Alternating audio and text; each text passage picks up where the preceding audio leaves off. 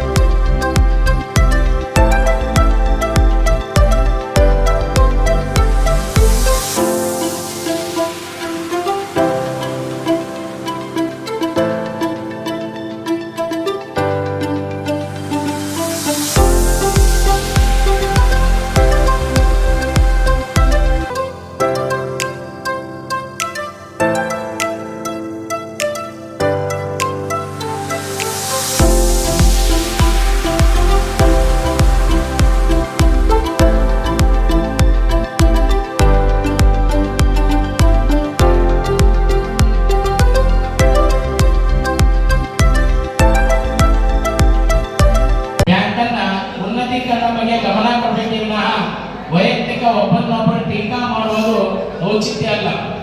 ಯಾಕಂದ್ರೆ ಯಾವುದೇ ಒಂದು ಬ್ಯಾಂಕ್ ನಾವು ಹೇಳ್ತೀವಿ ಸಹಕಾರ ಬೆಳೆಗೆ ಅಂತ, ಸಹಕಾರ ಸಂಘರ್ಷವಾಗಿರಬಾರ್ದು.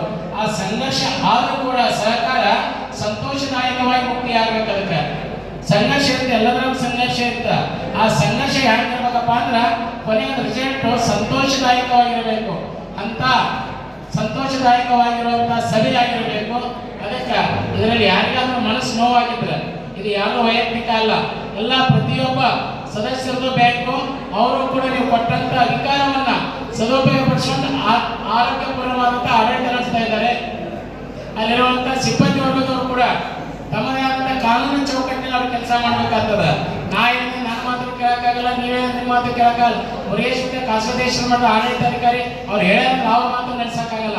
ನಾನು ಒಬ್ಬ ಪೀಠಾಧಿಪತಿ ಇದ್ದೀನಿ, ನನ್ನ ಮಾತು ನಡೆಸಕ್ಕೂ ಆಗಲ್ಲ. ಒಬ್ಬ ಮುಖ್ಯಮಂತ್ರಿ ಆದ್ರೆ ಅವ್ರ ಮಾತು ನಡೆಸಕ್ಕಾಗಲ್ಲ. ಸರ್ಕಾರ ತನ್ನದೇ ಆದಂತ ಒಂದು ಕಾನೂನು ಮಾಡಿರ್ತದೆ.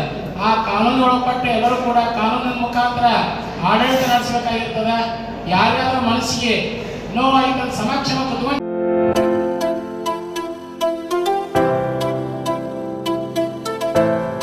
ಕಲ್ಯಾಣ ಕರ್ನಾಟಕದಲ್ಲಿ ಪ್ರಪ್ರಥಮ ಬಾರಿಗೆ ಅತಿ ಕಡಿಮೆ ದರದಲ್ಲಿ Russia, Georgia, Uzbekistan, Kyrgyzstan, UK, Ireland ವಿದೇಶದಲ್ಲಿ MBBS ಓದಲು ಆಸಕ್ತಿ ಇದೆಯಾ?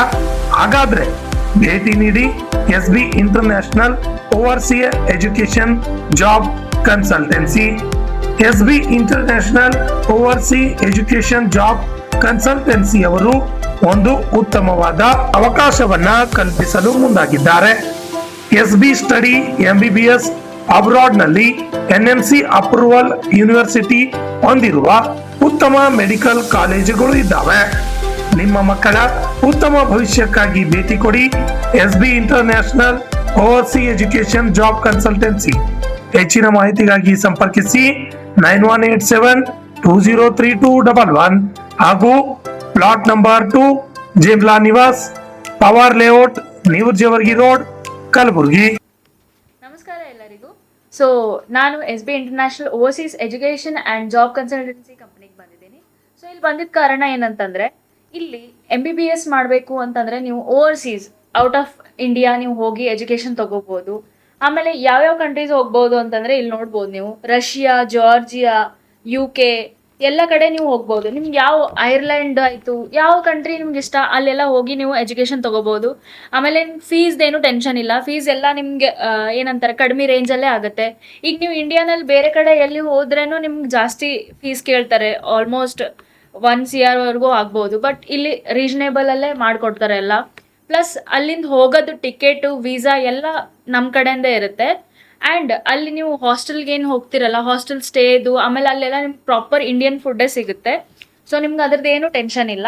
ಆ್ಯಂಡ್ ನಿಮ್ದು ನೀಟ್ ಕಂಪ್ಲೀಟ್ ಆಗಿರಬೇಕು, ನೀಟ್ದು ಸರ್ಟಿಫಿಕೇಟ್ ಬೇಕು ನಿಮ್ಗೆ ಅಡ್ಮಿಷನ್ ಮಾಡಿಸ್ಬೇಕು ಅಂತಂದರೆ.